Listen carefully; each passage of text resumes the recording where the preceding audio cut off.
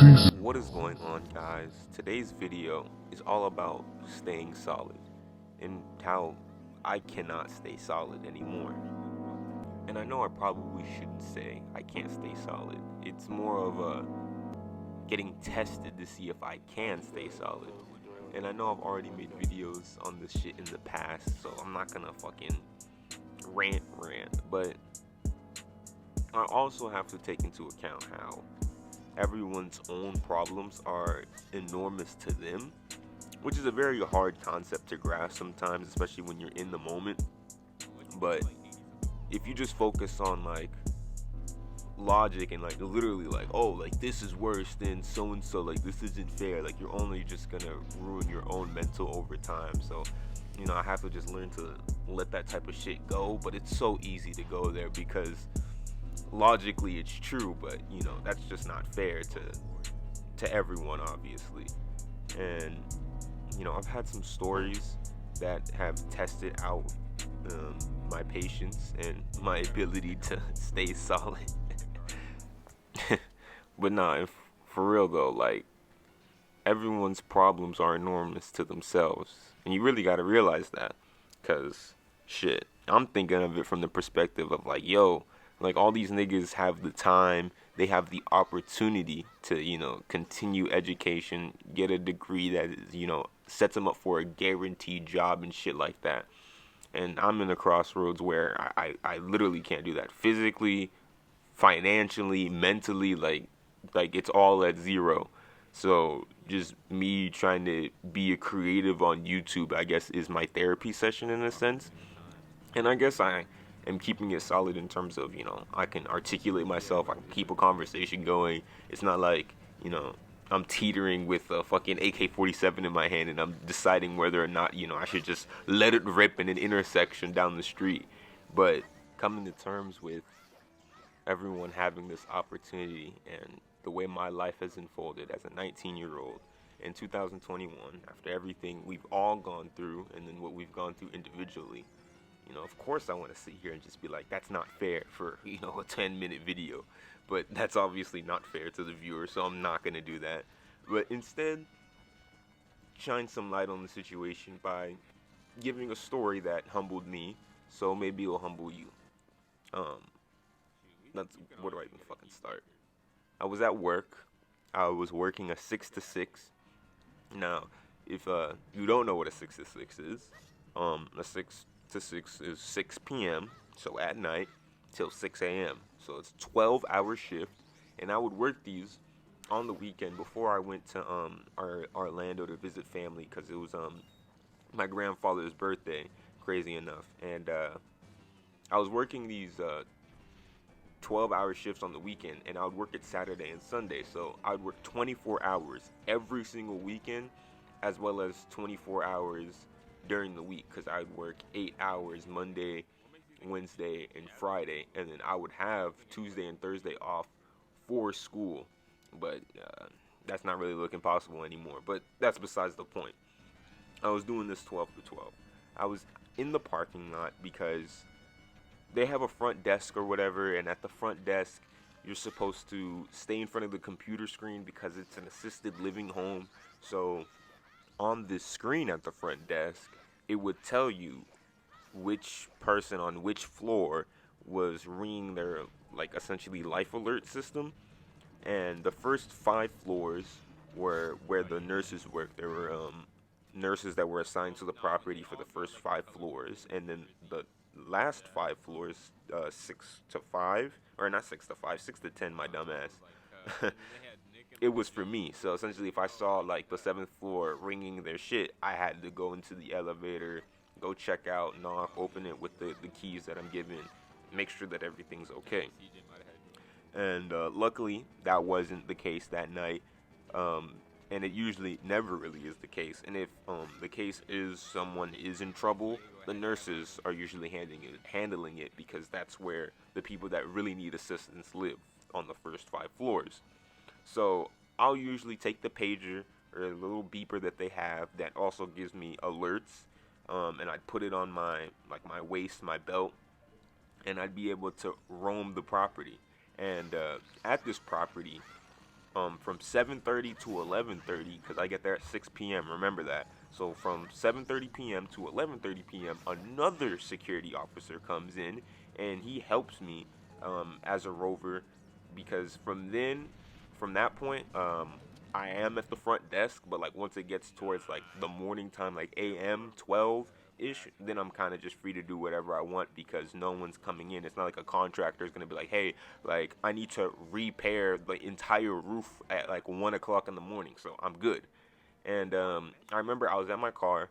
I was watching like Futurama or something, not doing my job essentially, and I was tired as hell. I remember this, and I was almost like half awake, and this Haitian dude, the other rover, he's on the golf cart because that's what he does from 7:30 to 11:30, making sure the perimeter is straight because this area is known for crazies. I mean, people butt ass naked on drugs, like on speed, running like into walls, running into cars, thinking that they're superhuman. Like this is the regular every single night, 365, 24/7. Like I'm dead serious. That's just that area. It's a really fucked up area, and he pulls up on my car, and I see just this, a blur in my rearview mirror. So I'm just like, and like I open my eyes, and instead of like knocking on the door, I remember this.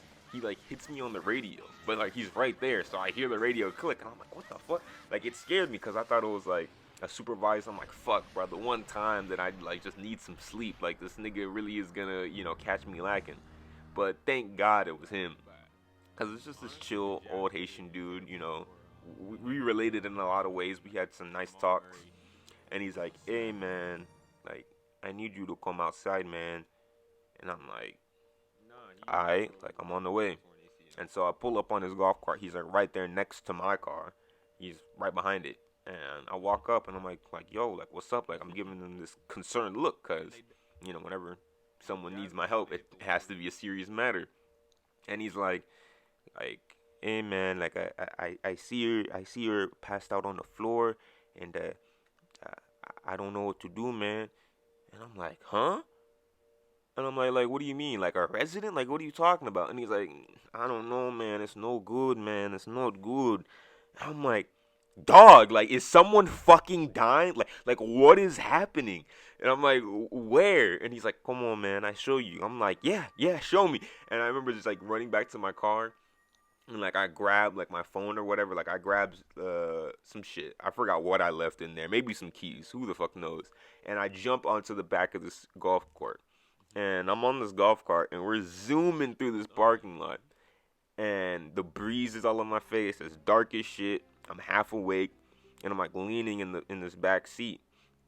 And it just felt like a dream. I'm just like, cut, like where is this nigga taking me? Because he didn't respond to the resident claim. So like I mentioned, we weren't heading towards the building. We were in the parking lot. We were driving away from the building, further away. And I'm sitting there like, oh hell no, like this can't be good.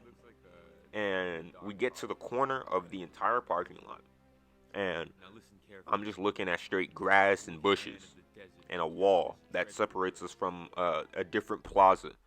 And I'm like, fam, like, are you about to murder me over here? Like like what you got planned? Cause I got the jets. I might be half awake, but I got the jets. Cause.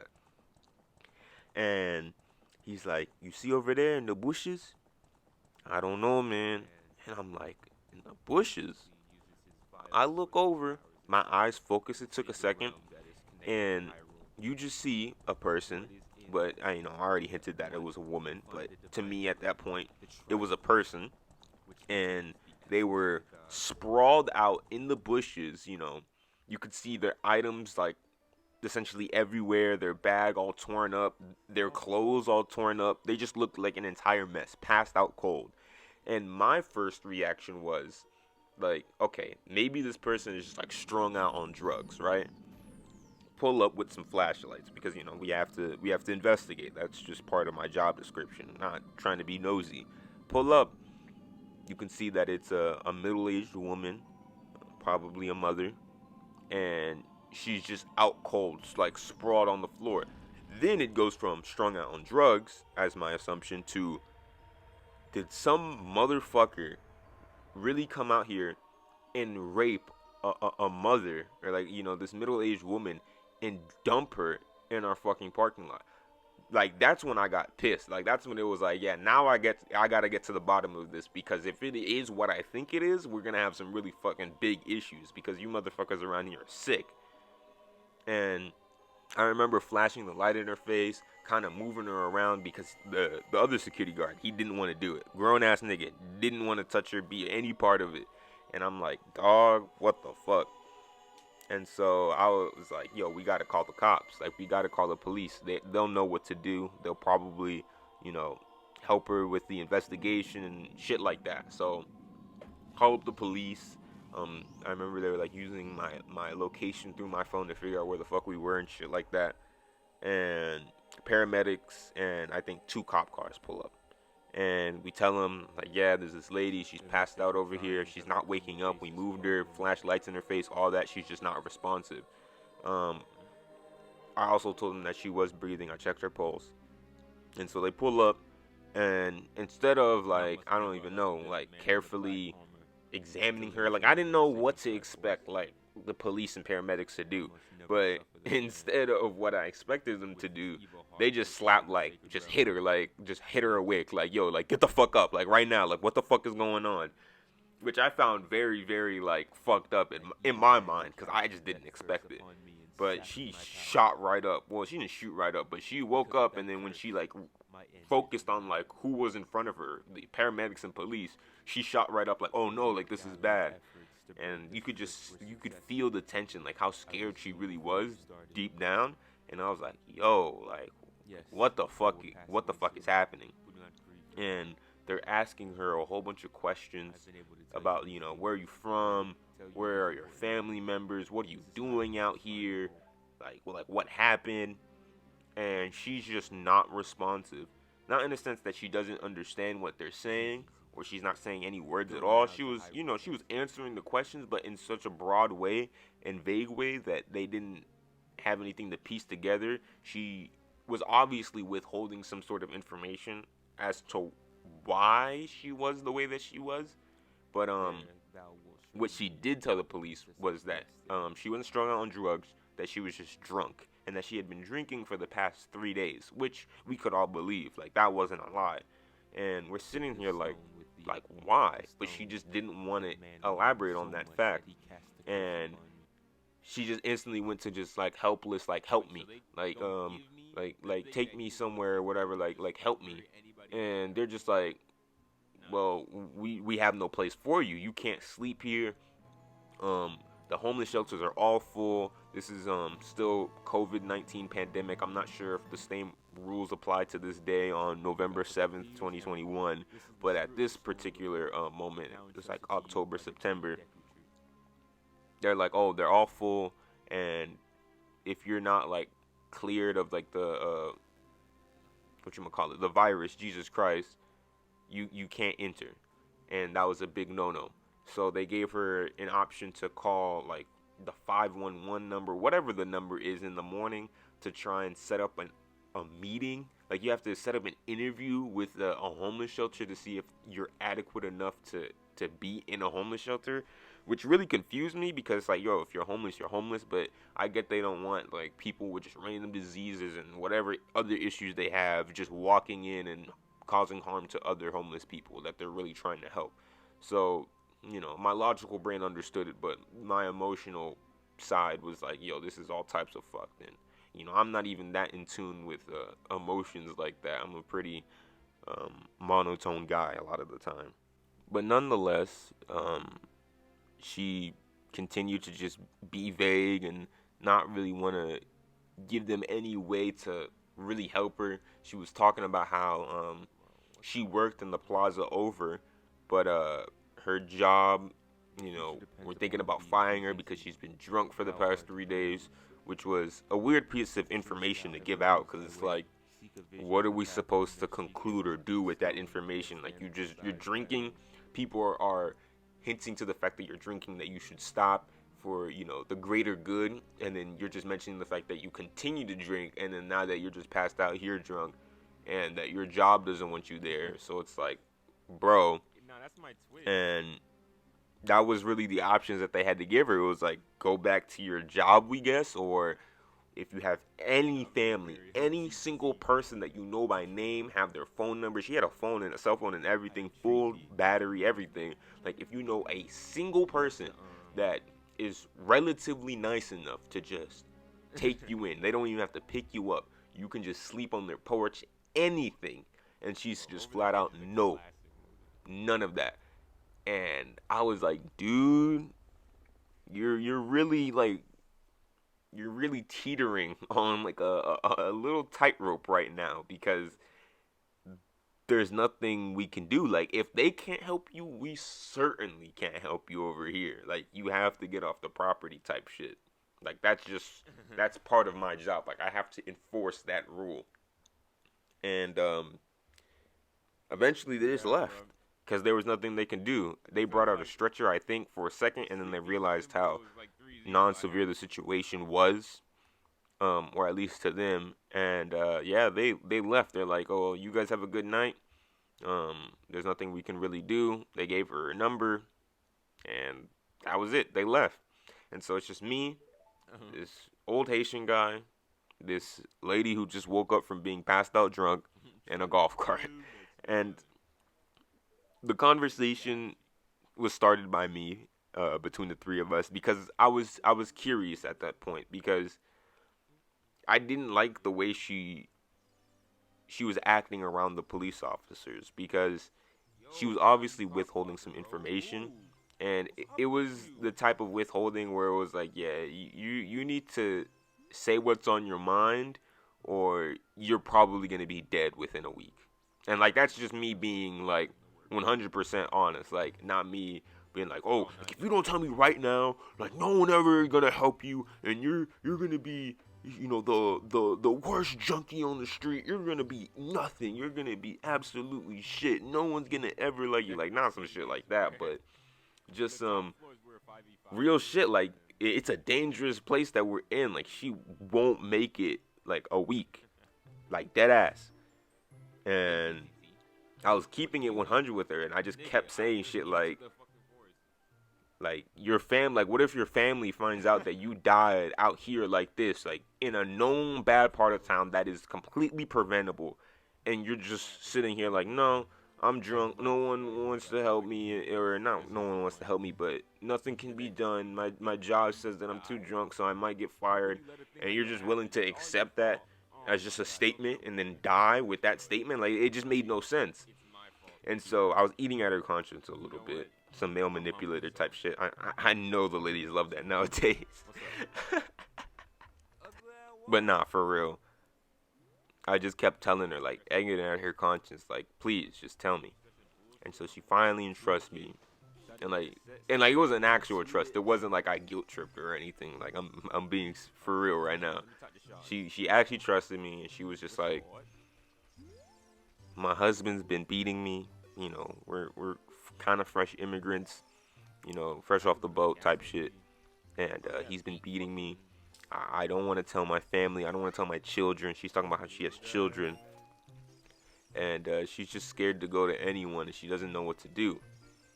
And I'm looking at her, and I'm just like, you can see the bruising and stuff. Like, she's still kind of swollen a little bit.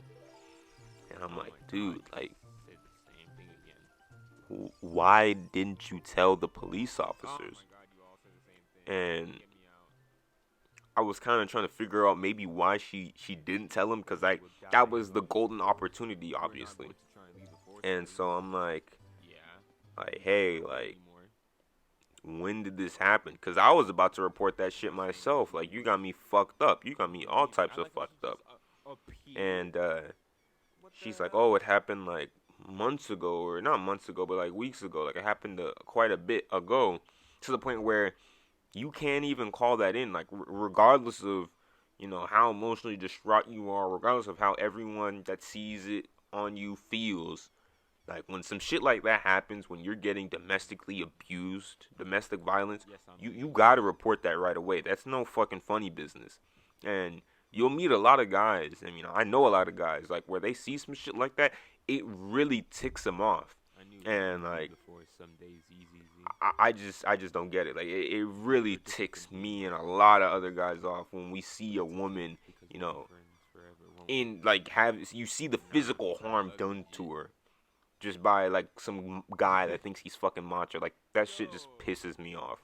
And we keep digging and stuff like that, and she's revealing the fact that her children are like in their 20s and it's two guys, and she's like, I don't want to tell my quote unquote my children when they're grown men that like their father is beating me because they're gonna be like, oh, mommy's in hurt and we have to do something about it because we're macho men. And I'm like, damn fucking right.